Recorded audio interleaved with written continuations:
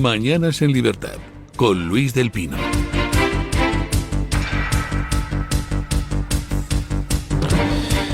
Ocho y 2 minutos de la mañana, 7:02 en las Islas Canarias. Vamos con las noticias de las 8. En este bloque informativo, pues vamos a comentarles más aspectos sobre algunas cosas que ya hemos comentado en los dos anteriores. Por ejemplo, el tema de la inauguración de la presidencia de Trump, el tema de la liberación de los primeros rehenes en Gaza. Y ojo a la información que hoy publica El Español sobre la agenda de Koldo. Brutal. Vamos con doña Carmen Carbonell. Actualizamos la información a esta hora de la mañana contándoles que Donald Trump asumirá hoy su segundo mandato como presidente de Estados Unidos tras vencer a Kamala Harris en las elecciones presidenciales. La ceremonia contará con la presencia de mandatarios internacionales afines a Donald Trump como Santiago Abascal, líder de Vox, que ha sido invitado en calidad de representante de la coalición europea Patriotas. También asistirán figuras como Javier Milei, de Argentina, Víctor Orbán, de Hungría, Nayib Bukele, de El Salvador, Nigel Farage, de Reino Unido, Jair Bolsonaro, de Brasil, y Giorgia Meloni, de Italia, marcando una clara afinidad ideológica con el mandatario. Y en la gala previa que ha celebrado la comunidad hispana en Washington, también se pudo ver al presidente electo de Venezuela, Edmundo González, quien saludó efusivamente a Javier Milei. De hecho, el propio Javier Milei quiso además resaltar los avances que una política en favor de la libertad está trayendo a su país. Es un placer enorme recibir el reconocimiento de los latinos de Estados Unidos a la tarea enorme que estamos haciendo por recuperar la libertad en Argentina, la libertad económica, digamos, la libertad en su sentido real de liberarnos de todas las trabas que nos han empobrecido en los últimos 100 años. España estará oficialmente representada por la embajadora Ángeles Moreno, ya que no está invitado el presidente del gobierno, Pedro Sánchez, y como ha dicho en numerosas ocasiones el ministro de Exteriores, la invitación de Abascal es de carácter personal del propio Donald Trump. Bueno, pues ahí en Estados Unidos se han dado cita para asistir a la toma de posesión de Trump distintos mandatarios extranjeros, lo cual pues es una novedad en Estados Unidos. No era costumbre invitar a mandatarios extranjeros a la toma de posesión. Y además, pues distintos líderes políticos. ¿A quiénes ha invitado Trump? Pues ha invitado a los líderes políticos de su cuerda, bien en los gobiernos, bien en partidos de oposición en sus respectivos países. ¿A quién ha invitado? Pues a Milei, a Meloni, a Bukele, a Abascal, a Eduardo Bolsonaro. Bueno, el mensaje es bastante claro. El mensaje es: no estamos en una pelea de carácter nacional, en el sentido de que ya el mundo no se mueve por intereses de cada país exclusivamente. Ahora los movimientos ideológicos son transnacionales. Hay una internacional progre que nos ha llevado por la calle de la amargura en los últimos 20 años, y a esa internacional progre se está respondiendo con una internacional conservadora que lo que va a hacer es revertir toda esta demencia que hemos tenido que vivir en los últimos años. Y esa internacional conservadora pues se está cimentando sobre unas relaciones personales y sobre unas organizaciones como por ejemplo el Foro Madrid, impulsado por Vox aquí en España, que han logrado tejer una red de alianzas enormemente importante. ¿Quién va a tener influencia en Washington a partir de ahora? Pues curiosamente, el que más influencia va a tener en Washington a partir de ahora es el tercer partido político en España, es decir, Vox. Vox tiene unos anclajes dentro de la administración americana pues enormemente sólidos, tiene unos contactos enormemente cercanos a Trump. Y por tanto, pues a la hora de llevar la voz de España al presidente americano, pues Vox va a tener una entrada mucho mejor, desde luego, que la del Inquiocupa de la Moncloa. Ya ha habido varias reuniones previas a la toma de posesión. Hay una especie de gala del mundo hispano que se celebró pues anoche en Estados Unidos, y donde ya tuvieron oportunidad de saludarse Milei, Abascal, patatín patatán. Una cuestión curiosa a la que antes aludía cuando decía que en este bloque de noticias hablaría algo acerca de los métodos de negociación de Trump. Cuando ustedes vean a Trump lanzar así ideas desaforadas o muy provocadoras o tal, pueden estar ustedes seguros de que es parte de la estrategia de negociación. Trump siempre actúa de esa manera. ¡Me voy a apropiar Groenlandia! Entonces al final resulta, oiga, no, pero en fin, nosotros vamos a llegar a un acuerdo. Venga, vamos a llegar a un acuerdo. Lo que quiero es que me des una base naval y además quiero que me facilites las concesiones de extracción de minerales en Groenlandia. Venga, vamos a firmar. Es decir, empiezas fuerte para terminar obteniendo lo que quieres. Cuando ustedes vean a Trump que no utiliza la técnica habitual de negociación de hacer propuestas desaforadas, quiere decir que muy posiblemente tiene ya las decisiones tomadas. Y lo digo porque me llamó mucho la atención una pregunta que le hicieron a Trump mientras ayer estaba en uno de los actos previos a la inauguración de su presidencia, donde le preguntaron por Venezuela. Fíjense ustedes que con lo desaforado que es Trump siempre, le preguntaron por Venezuela y su respuesta fue: a Venezuela le va a ir bien, no tengo nada más que decir. Y siguió. A mí eso lo que me dice es que Trump ya tiene tomadas algunas decisiones sobre Venezuela, si no todas.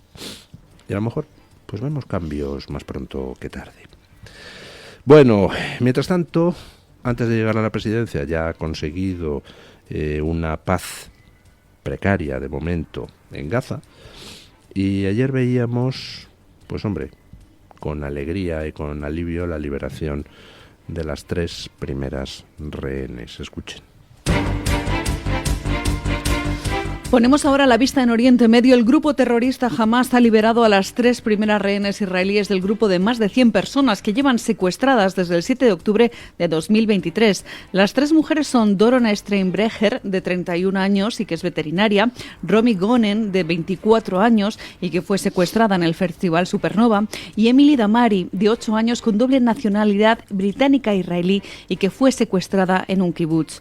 Las 3 fueron entregadas a la Cruz Roja Internacional en la frontera entre Gaza e Israel y ya están con sus familias en Tel Aviv bajo supervisión médica y en buen estado de salud. Esta liberación es parte del alto al fuego entre Hamás e Israel, en el que los de Hamás han prometido liberar inicialmente a 33 rehenes, comenzando por estos 3 y continuando con otra tanda el próximo fin de semana. Israel, en contraparte, va a excarcelar a 30 presos palestinos por cada rehén. Anoche fueron liberados los primeros 90 condenados por terrorismo. El alto al fuego sufrió retrasos iniciales por la demora de Hamás en entregar la lista de rehenes que iban a ser liberados, lo que mantuvo la tensión hasta última hora. Además, este acuerdo ha fracturado el gobierno de Benjamín Netanyahu, ya que los 3 ministros del Partido Conservador Poder Judío han abandonado la coalición por diferencias con esta liberación de presos, aunque se han comprometido a no hacer caer el Ejecutivo. Lo he dicho antes, este acuerdo es doloroso para Israel porque significa liberar a asesinos con delitos de sangre, significa renunciar, al menos temporalmente, a exterminar a Hamás y, bueno, pues tener que tragarse toda la rabia por esos canallas malnacidos que cometieron el pogromo del 7 de octubre. Por otro lado, el acuerdo pues trae la bendición de la liberación de los rehenes, que bueno, pues algo es algo. Si Israel ha aceptado el acuerdo ha sido porque detrás hay un compromiso de Trump de que si jamás intenta cerdear, Estados Unidos va a respaldar a Israel sin la más mínima fisura. De no ser por esa promesa, pues Israel no habría aceptado este bochornoso canje. No sé si han visto ustedes las imágenes de la liberación de las 3 rehenes rodeadas por una turba de tíos vestidos de terrorista de Hamás vociferando. Encima les dan una bolsita de regalo con un certificado de liberación. Todo asqueroso. O sea,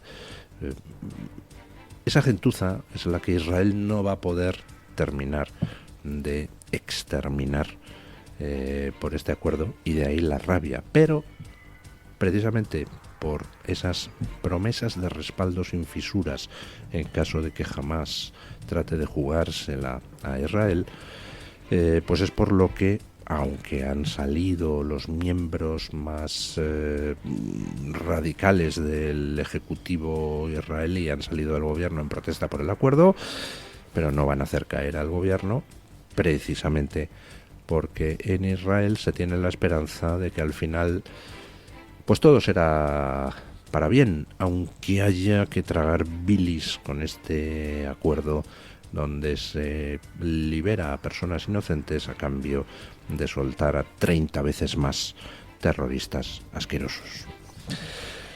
Bueno, atentos a esta información que trae El Español, porque todos teníamos la duda de ¿para qué eran esas reuniones que Aldama decía que hizo en un piso de Airbnb, donde se juntó a Ábalos, a Koldo, a Ángel Víctor Torres con señoritas, ¿no?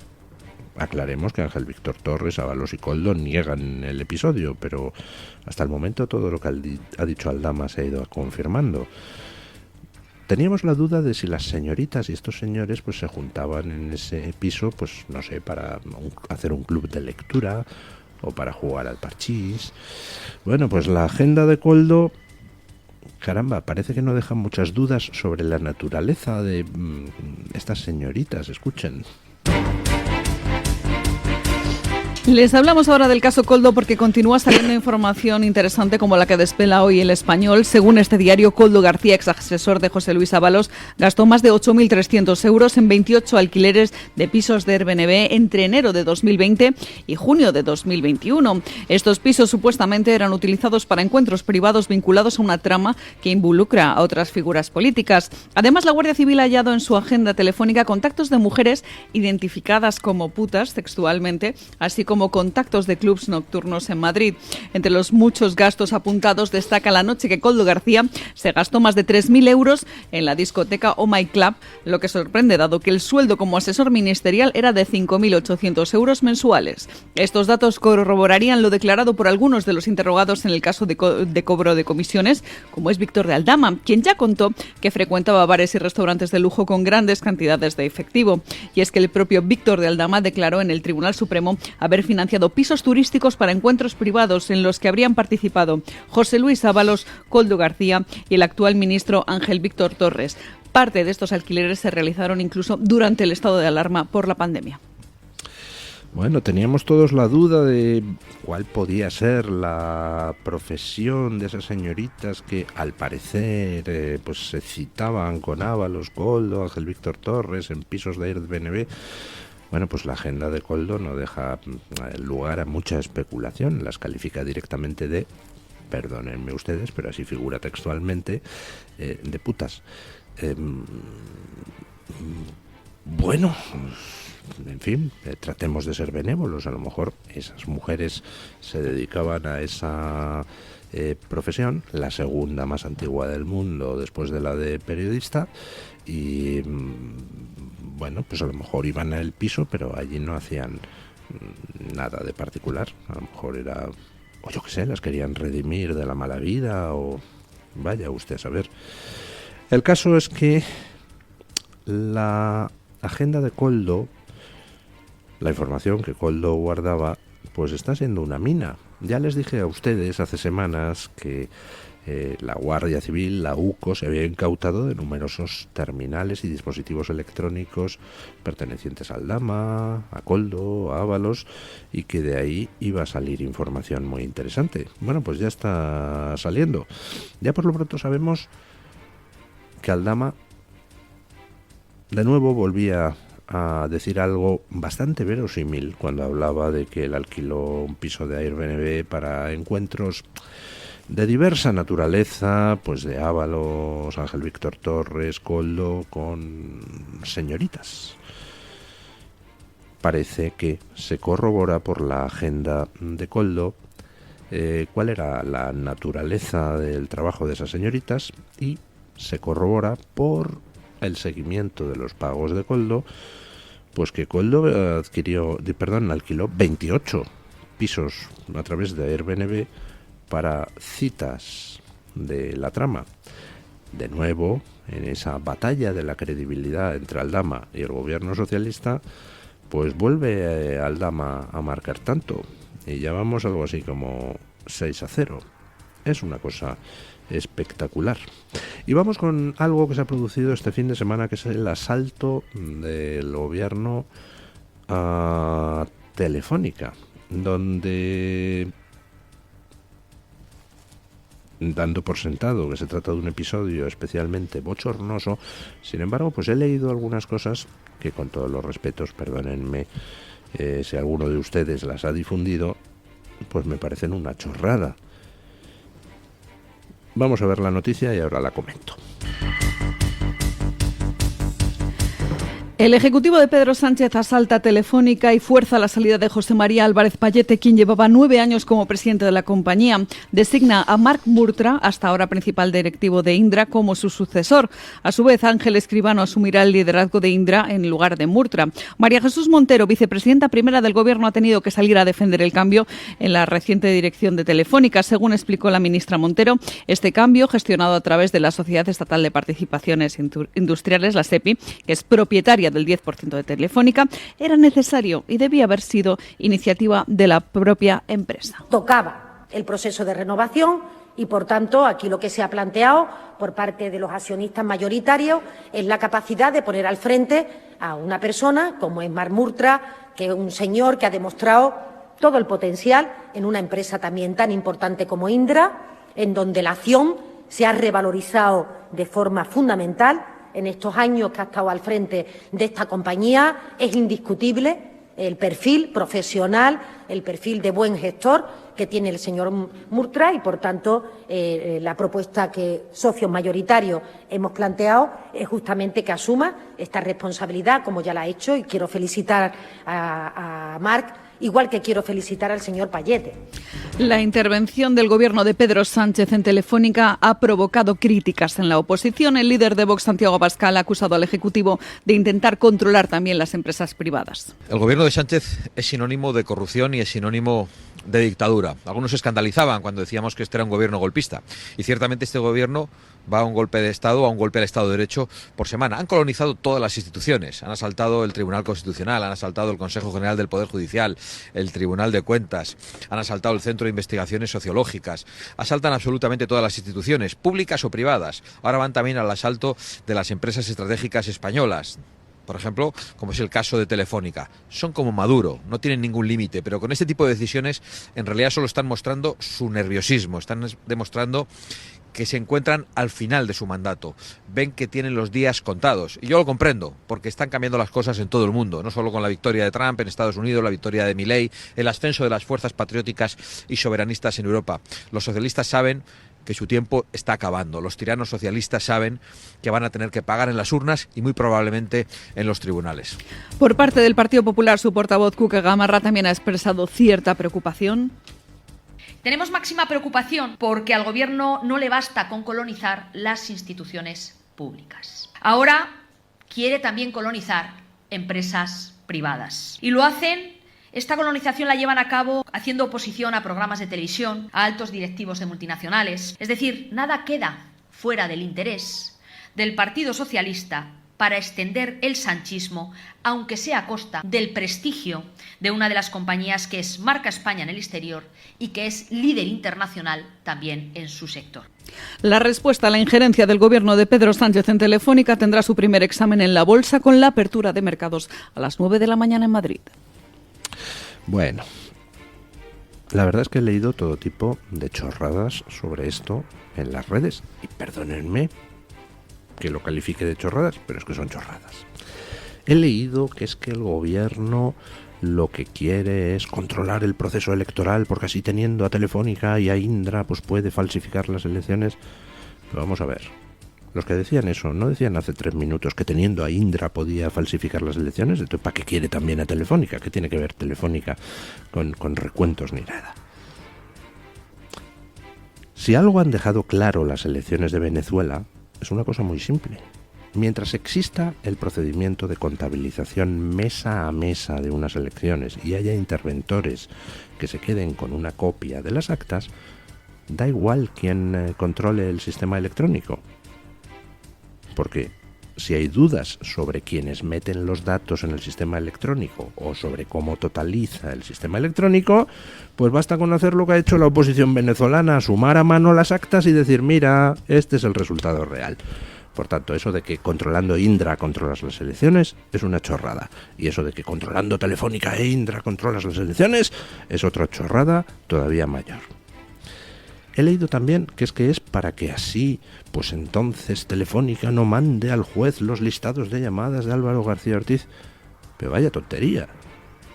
Vamos a ver, si Telefónica no manda los listados de llamadas, pues el juez empapelará a quien tenga que empapelar. Y, de hecho, puestos a sospechar sobre que Telefónica pudiera tratar de obstaculizar la acción de la justicia, pues entonces igual la habría obstaculizado antes con Payete, que no era precisamente un fachosférico. Vamos, es alguien que ha sido muy integrante del Hola Woke, que ha promovido en Telefónica a creadores de contenido pues ciertamente deleznables del mundo woke y que desde luego no le ha tocado nunca las narices a Sánchez. Así que es otra tontería, no afecta a nada ni tiene nada que ver este relevo con lo de Álvaro García Ortiz y la petición del juez de que le manden los listados de llamadas. ¿Qué es lo que ha pasado? Pues vamos a ver, les recomiendo que se lean ustedes el artículo de Jesús Cacho, que aunque introduce esas cosas al final, pero al principio pues da unas pinceladas pues interesantes sobre el asunto. Y les recomiendo que lean ustedes las noticias sobre cómo se ha instrumentado el cambio con la participación de la Caixa, más concretamente de Criteria, que es la rama industrial de la Caixa. Aquí lo que hay es simplemente una toma del poder en Telefónica con vistas a dos cosas. Primero, van a repartir dinero a los amigos a puertas. Segundo, entre esos amigos estarán, por supuesto, los medios de comunicación amigos, productores amigos, etcétera, etcétera, etcétera. Recordemos que Telefónica participa en buena parte de la creación y difusión de contenidos en España y es también uno de los primeros anunciantes, si no el primero, lo cual pues es una manera de, en fin, tener controlada una fuente para regar a adictos. Y segundo, lo más importante, aquí ante lo que estamos es ante una toma de control del PSC. La oligarquía catalana que quiere pastel en Telefónica. De lo que hablamos es de dinero. Eso es lo que se está ventilando con el cambio en la dirección de Telefónica. Y quizá Sánchez esté facilitándose una salida futura bien remunerada para cuando deje la Moncloa, que esperemos que sea pronto.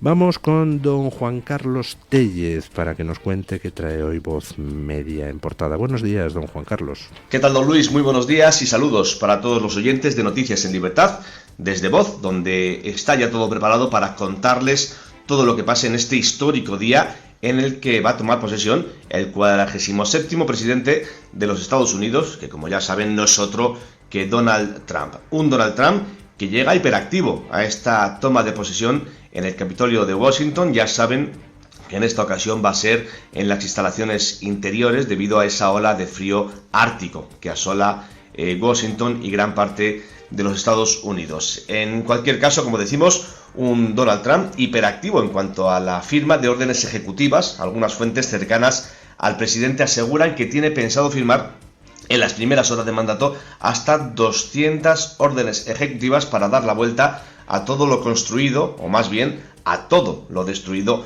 por la administración demócrata de Joe Biden en los últimos 4 años. Desde asegurar las fronteras con el cierre de las mismas, de la frontera con México o con Canadá, hasta terminar con las políticas, las mal llamadas políticas de diversidad e inclusión que han hecho tanto daño a los Estados Unidos y a todo el occidente en general. En cualquier caso, muchas órdenes ejecutivas las que tiene pensado preparar Donald Trump. Ha dicho que se va a poner manos a la obra. En cuanto deje su juramentación ante la Biblia, va a pasar a coger el bolígrafo para firmar esas órdenes. Es una incógnita cuántas serán realmente, si cumplirá todo lo prometido en los últimos meses, pero en cualquier caso está claro que empieza una nueva era para el país norteamericano, para los Estados Unidos, que como siempre les contaremos al detalle aquí en voz.us. Que tengan una feliz mañana de lunes.